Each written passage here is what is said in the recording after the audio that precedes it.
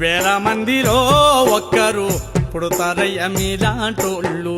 జాతికే ప్రాణాలను అంకితం చేసేటోళ్ళు. ఆదివాసీ ముద్దుబిడ్డ కొమరంభీం వారసుడు, మావోయిస్టు పార్టీ ఆర్మీకి కీలక నేత మాడాని హిట్మా మారేడుమిల్లి అడవుల్లో ఎన్కౌంటర్ లో మరణించాడు. తనతో పాటు ఆయన భార్య రాజే కూడా ప్రాణాలు కోల్పోయారు. ప్రాణాలను తృణప్రాయం చేస్తిరి, గడ్డి పోసాల ప్రాణాలు వదిలేసిపోతిరి. ఏ తల్లి పేగు జారి పడ్డారో. కామ్రేడ్ హిట్మా ఛత్తీస్గఢ్ రాష్ట్రంలోని దక్షిణ బస్తర్ ప్రాంతంలో గల సుక్మా జిల్లా ఊవర్తి గ్రామంలో జన్మించారు. 16వ ఏటనే మావోయిస్టు పార్టీలో చేరారు. అంతకుముందు గ్రామంలోనే వ్యవసాయం చేసుకుంటూ జీవనం సాగిస్తున్న హిట్మాకు మావోయిస్టు పార్టీతో సంబంధాలు ఏర్పడ్డాయి. తనతో పాటు గ్రామంలో ఉండే సుమారు 40 నుంచి 50 మంది మావోయిస్టు పార్టీలో చేరారు. 7వ తరగతి వరకు చదువుకున్న హిట్మా పార్టీలో ఉంటూనే ఒక లెక్చరర్ సహాయంతో ఇంగ్లీష్ నేర్చుకున్నారు. అంతేకాకుండా తన మాతృభాష కాకపోయినా హిందీ భాషను సైతం నేర్చుకున్నారు. 2000 సంవత్సరంలో ఆయుధాల తయారీ విభాగానికి కేటాయింపబడ్డాడు. పేలుడు పదార్థాలైన గ్రానైట్ లాంచర్లను స్థానికంగా తయారు చేయించేవాడు.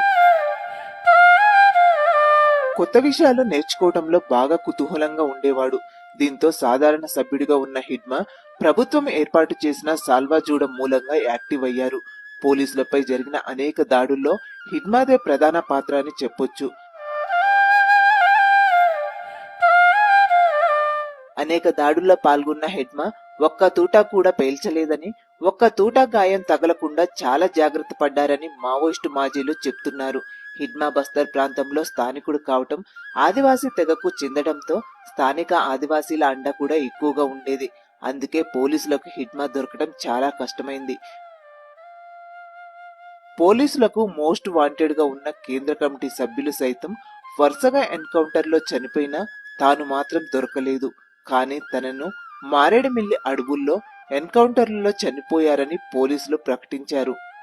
కానీ విజయవాడలో హిట్మాను ఆయన భార్య రాజేను పట్టుకొని చిత్రహింసలు పెట్టి వారిని అడవులో ఎన్కౌంటర్ చేశారని ఏపీసీఎల్సీ నాయకులు ఆరోపిస్తున్నారు. ఎన్కౌంటర్ కి ముందు రోజు హిట్మా తల్లితో లొంగిపోవాలని ప్రకటన ఇప్పించారని, గతంలో గాజర్ల రవి అరుణ్ కూడా అలానే చేశారని ఆరోపిస్తున్నారు. హిట్మా మరణం మాత్రం విప్లవ శ్రేణులను చాలా కలిసివేసింది. 69న ఆయుధమై లేచే నాటి నుండి నేటి పోరాటంలో లెక్కలేని వేగు చుక్కలై వెలిగిండ్రు. వేల మందిలో ఒక్కరు పుడతారయ్య మీలాంటోళ్ళు.